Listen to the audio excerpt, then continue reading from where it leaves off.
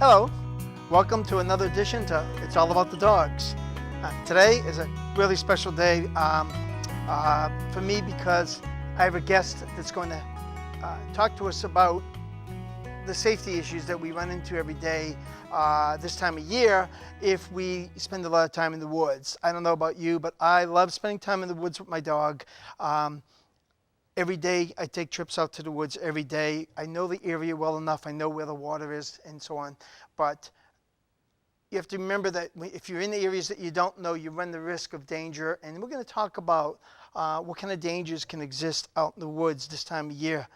We're going to talk about ice and understand that just because it's January that we've had this deep freeze, then we had that thaw, and now we get a freeze again.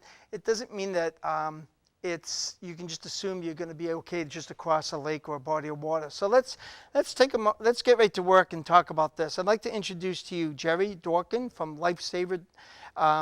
It's Lifesaving. I keep wanting to say lifesaving.com automatically. So that works. I'm so happy that you're here, and I would love for you to share your experience with everybody because today I want to focus the program on dog owners. The show every week is done on dogs and how to make life easier living with a dog and so on. But today I think because people are so attached to their animal and something happens, they're not thinking very clearly. So I want to talk about cautions that and lessons to be learned at and education to educate themselves about ice. So what would you consider safe ice? Well, number one, we don't consider any ice safe. Our advocacy is that no ice is safe ice, and that you could have 6 inches of new clear hard ice in one section of the pond or the lake. In another section, it might be 2 inches or 3 inches. So there's no guarantee unless it's a skating rink that's been groomed and so forth that there's any consistency to it. So we advocate that no ice is safe ice. But if you're going to go out, there are certain precautions and strategies that you need to implement in order to be safe while you're out there. That makes sense, yeah. When you look at the ice skating rink outside the studio here, you can see, I remember coming here during the freeze and it was frozen solid. Kids were out there. There's a vehicle out there that plows the snow. And then we had that 1 week of warm weather, and all of a sudden you could see where the stream actually ran right through it. And you look out there now, it's freezing again, but you can still see it. We're supposed to conduct an ice rescue training course for firefighters and police officers this coming weekend, and it was supposed to be up on Lake Sebago. And I went up there 2 days ago and looked at the conditions, and it doesn't look very good. A lot of open water, and although we're in an Arctic freeze right now, we moved the course to Kennebunkport for this Saturday instead of Standish because we were afraid that it was going to start to freeze, and then we were supposed to get snow, and that would cover and insulate the snow and keep the ice from freezing further. So just to keep it safe, we moved it to Kennebunkport, and that's where we'll do the training this Saturday. You know, it's quite interesting. You don't stop to think. You see a lake, and you see it's frozen, and it's snow-covered, and it must be safe to go across automatically, not realizing that the water underneath the snow is actually insulated. That's right, and that's one thing that happened last year. Last year there were a lot of ice rescue incidents around the country, and because as soon as it got cold, all of a sudden snow fell. And that insulated the ice and kept the ice from forming further. So we had compromised ice conditions throughout the entire winter all over the country, and there were major significant incidents in just about every northern state. Boy, it's so pretty, but you don't stop to think about it when you're out there and you look across and you see this frozen piece and you say, oh, it would be nice out there. Until somebody falls through, and then there's a shocking experience. Sure, that's for sure, yeah. What do you recommend? I like I said, I spend a lot of time with my dogs in the woods, and I advocate teaching all dogs to respond to whistles. And there's two reasons for this. Is in the woods they get quite a distance away from you, and the whistle can reach them, and it's unemotional. And the other reason is, and I don't want to seem like a sissy, so I don't tell anybody this, but I guess it's out now, that I carry a whistle in case something happens to me out there. Right.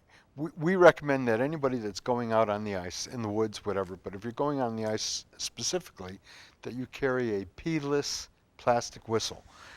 Classic examples, this whistle here has 3 chambers. 2 chambers are P-less, which means there's not a ball that's inside that needs to vibrate to produce a sound. And the 3rd chamber has a P in it that vibrates to produce a sound. The nice thing about a P-less whistle is that if it gets immersed in water, you take it out, just shake it out, and you can now use it. Right. Whereas you have the P, which may freeze up or may get clogged, and it's not going to produce a sound. So we recommend a P-less plastic whistle, and the reason it's plastic is the last person that put a metal whistle in their mouth in January, it didn't come out until May.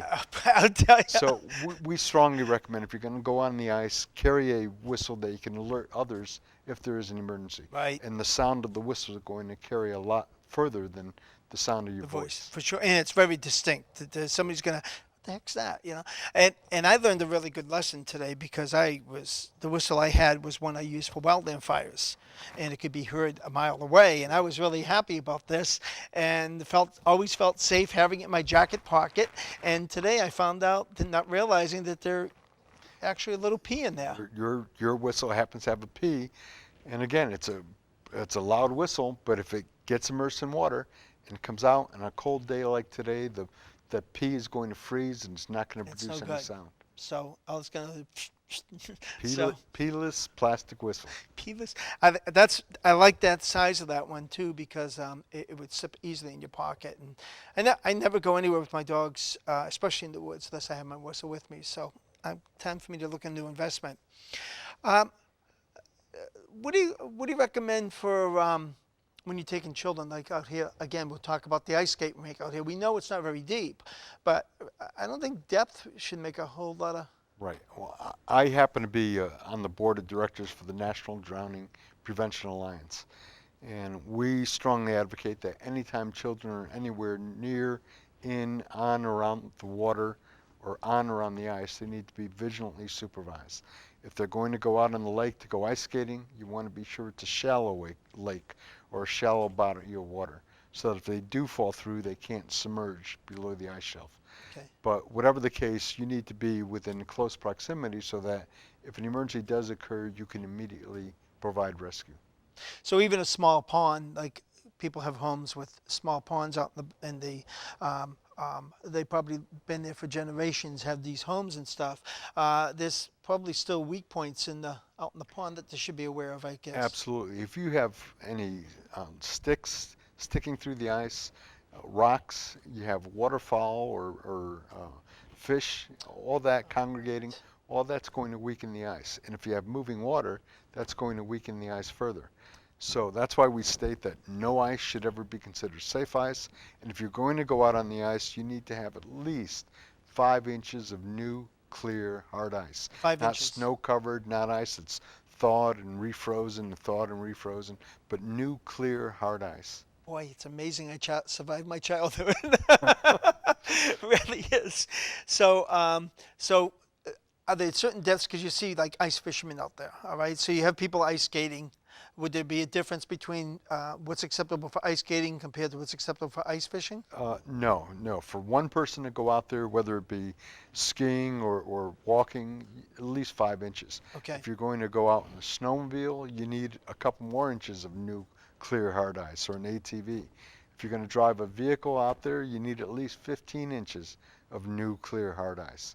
So whatever activity you're going to be involved in, you need to be sure that you've got consistent integrity of the ice across the entire area. Never thought about, I would think that when you're cross-country skiing, we used to do ski drawing with our dogs. We used to hook up a belt and let the dogs get out and head up. The dog do the work? The dogs did the work, yeah. It was actually great. The skis were so long, I'm assuming it's a little safer because they're dispersing. Right. But the whole time, this was out in Oregon, the Cascade Mountains, so it was pretty cold out there for long periods in time. But when you're here on the East Coast, it's a little different than being in the high. Right, and we've had some severe cold here in this area, and followed by some really warm temperatures. So the ice is now weakening. We're back in another Arctic blast right now.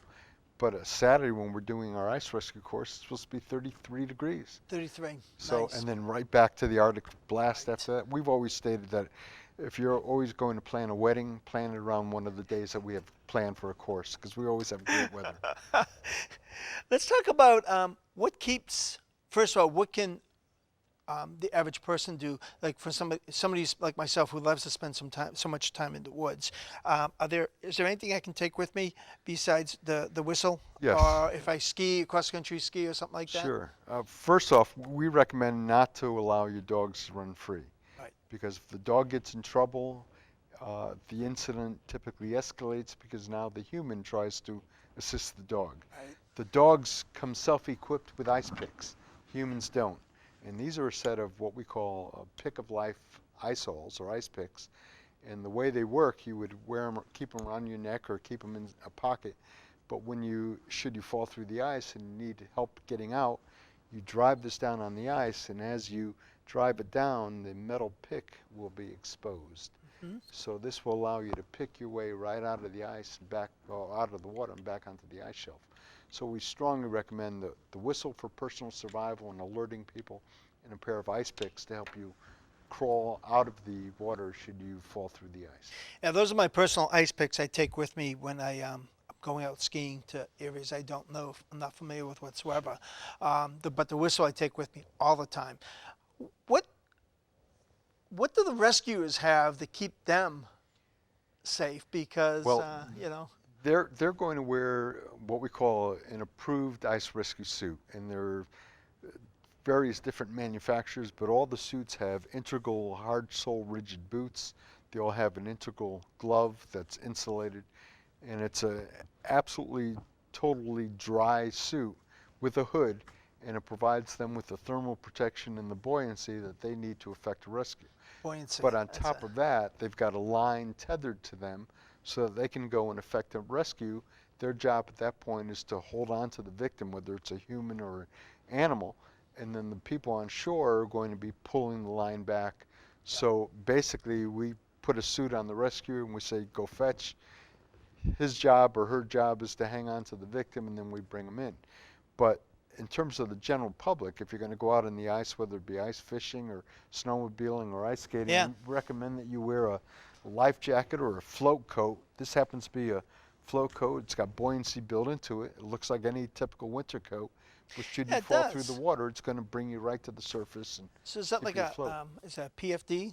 It's a Type 5 personal flotation device or life jacket. Excellent. I just thought it was a nice jacket you came. So it's really easy to wear. It's comfortable. There's no reason that you're going out in the snowmobile not to have it out, or if you're going out skiing. And it's not going to keep you dry, but it's going to provide you the buoyancy. While you're on land, it's going to provide you the warmth that any winter coat will. But again, should you fall through the water, it's going to provide you the buoyancy and provide what we call extended hypothermia protection. So it's going to reduce the flow of cold water against your chest and sides of the body, which is a high heat loss area. Yeah, yeah. I'd like to do is turn this around now to help you folks to understand that the reason we're doing this show isn't just for skiers, it's not for snowmobilers, it's for when you're out walking with your dog. Your natural desire is your dog goes out in the ice, falls through. What are you going to do? I'd like to address that. And you have a lot of experience in this as far as information from coming all over from the country where the general public are only going to see maybe one news report. It doesn't just happen once, it happens quite a bit, doesn't it? On our website, we have a general interest section. And in the news, we post drowning incidents or rescue incidents that occur. And just yesterday, we posted 4 stories of ice rescue incidents that involved animals. And that in every one of these, in fact, about 75% of the ice rescue incidents in this country that involve humans are triggered by an animal that goes through the ice and the owner goes to save the animal. We recommend that if your animal goes through the ice, number one, you call 911 to get the professionals en route to the scene that are trained and equipped and prepared to deal with that. And if you're going to attempt a rescue, you only attempt a shore-based rescue. Extend something to the animal, throw something to the animal, and same thing with the human. Don't put yourself in danger. Yes. Last year in California, there was a ice incident. Somebody was ice skating, fell through the ice. by the time the fire department arrived, there were 12 people who were in the water trying to save one another. And they just kept on escalating. So if your animal goes through the ice or a human goes through the ice, call 911, try to effect a shore-based rescue only without putting yourself in danger.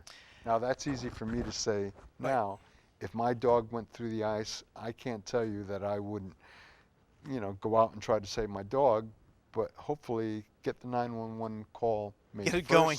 Yes. Get it going first, Yeah. and then try to sustain the animal or sustain the person until help arrives. I saw that clip that you shared in Ohio, I believe it was, where the lady was walking the 4 dogs. I posted that on my Facebook page because I was trying to set up this interview because it was devastating. 4 dogs. The lady went out to panic, ran out to try to save them. She went through. The husband came down to save her. He went through. And they managed to get the 2 humans out and 1 dog, but they lost 3 dogs in the process. And these things happen all the time. Like I said, yesterday we posted a number of incidents, and they all involved either a fatality of a human or a fatality of an animal. And again, 75% of the incidents that we hear about are triggered by an animal going through the ice. And the animals typically survive. Yeah. The humans do not. And I think that another thing that that we forget about, and I did a show not too long ago on rescuing your dog, having to do an emergency muzzle on your dog. Well, you're not going to have time to do an emergency muzzle. But my point in bringing that up is not only you run the risk of falling in, but if say that you do get to your dog and you reach in to grab them, then you run the risk of a severe dog bite. Right. That animal is doing everything they can to hang on to the ice shelf with their ice picks, with their paws. And now the only thing left for them to grab onto would be with their teeth. Right. There have been a number of firefighters who have been severely injured when they've gone in to rescue the animal. They've gone to reach for this, domestic tamed animal, and all of a sudden the animal lunges at them and grabs their face or grabs their hand or whatever. And that's why we recommend that fire departments all carry a thinking about this. catch-all device. This is back in the 70s when I was with the Humane Society. This was my best friend. It got me out of a lot of situations, even started off to maybe be a calm dog, and you just don't know what's going through, the panic. And I would love to see one of the engines, at least one engine on the rescue engines, to have one of these stashed somewhere. Exactly. For people that don't know what this is, it probably looks scary, and it really is. They come in different lengths. I like this length. It's a comfortable size. They make them longer, but it's used because once you get the plastic coating, it will protects the cable that's in there.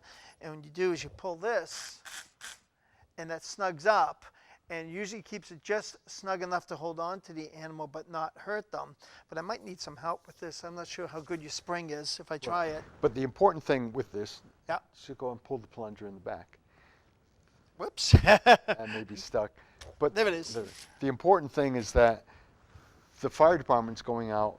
They're not going to make direct contact with that animal. They've got this tool to keep the animal away from them, their personal self, to prevent any injury.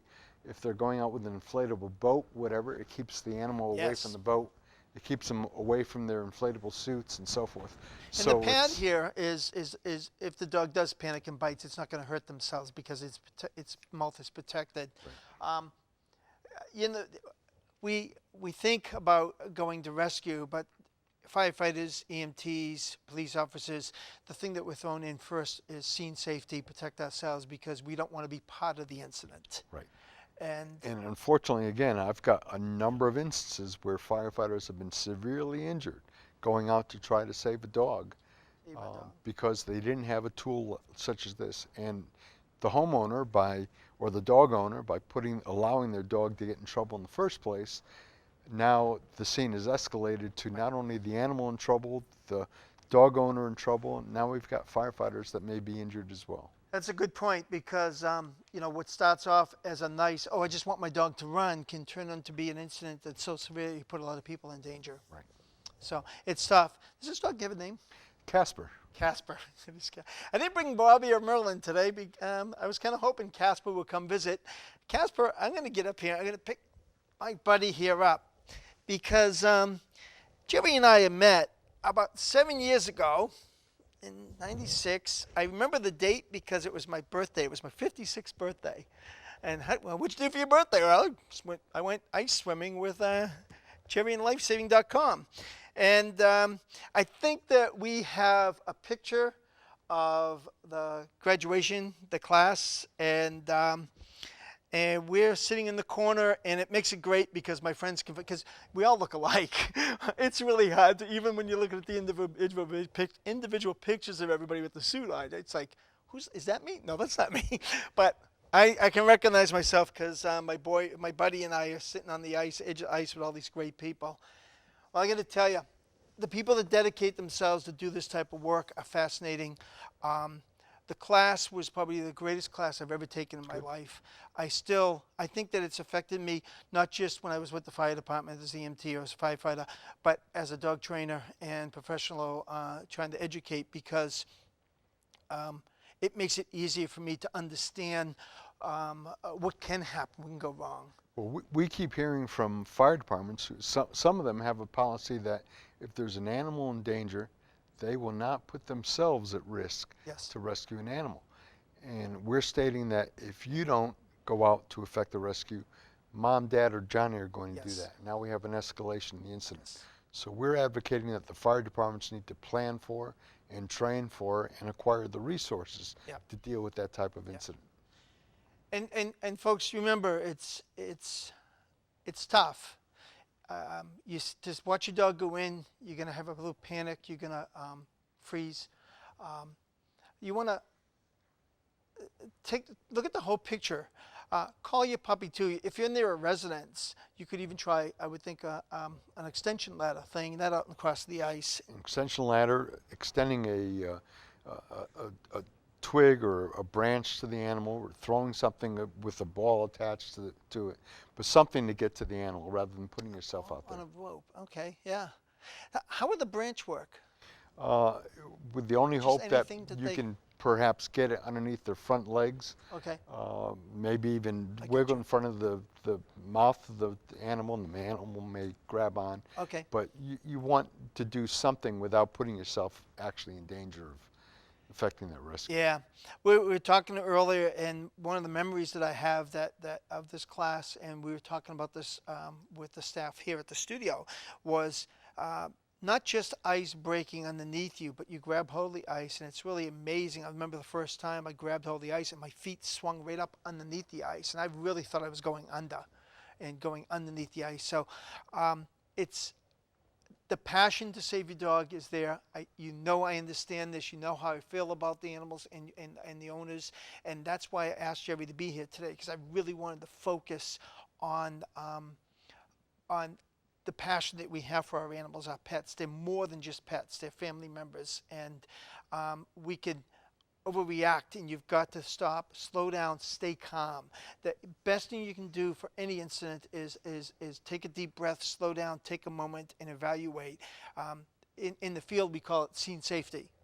And so that's really important. So what I want to do, I'd like to do is I think we have a clip I'd like to show before we close. Great. And Steve, if we can run that clip, please, of the ice rescue that's going on. And while this clip is playing, I want to finish up by telling you things to remember, to summarize, okay? Things you want to remember is to keep a safe distance from fresh ice with your dog. I know it's tempting. I joked about this, people throwing sticks out to test the ice to see if it's safe for them to walk out. They throw their dog out. And, I wouldn't say that if it wasn't true. I mean, it's like warning labels on plastic bags. Don't put this on your head. They wouldn't put these labels on if people didn't do it. So remember, keep your dogs off the ice. Take them away. The other thing is, if your dog does break through the ice, stay calm. Call the dog if you have a whistle and do recall. Keep the dog oriented on you. Oftentimes, like you said, that has ice picks in their feet. They can sometimes might even be able to get themselves up. But if you go in, it's not gonna hold you and try to help the dog, and the dog might get out and you may not. So scene safety, as I talked about, and don't and this is the one I want to really stress. Don't let anybody be a hero. Don't let anybody try to say, I'll help you, ma'am. You stay there. I'll help you, sir. Let me go get that. And run out in the ice trying to be a hero to help you. Stop anybody from going out. Call 911. Get the professionals out. And I can't thank you enough for being with. My pleasure. I've learned so much from you over the years, and from looking at the difference between my instruction book back then and the new instruction book now, a lot more information is available, and I'm going to keep going to your website and keep following it. I do recommend that you go to Jerry's website. It's lifesaving.com, not only for ice rescue, but he does a lot of stuff for pools and safety. What's the organization you said you belong to? The National Drowning Prevention Alliance. Folks, the information's there. Take some time. Research. I've always talked to you about education, education, education. Be a good dog owner. Folks, they're with us for a very, very short time. They're never here with us long enough. Okay, we owe it to give them the best life that we can possibly give them. Because, folks, at the end of the day, it's all about the dogs. Thank you for joining us. So,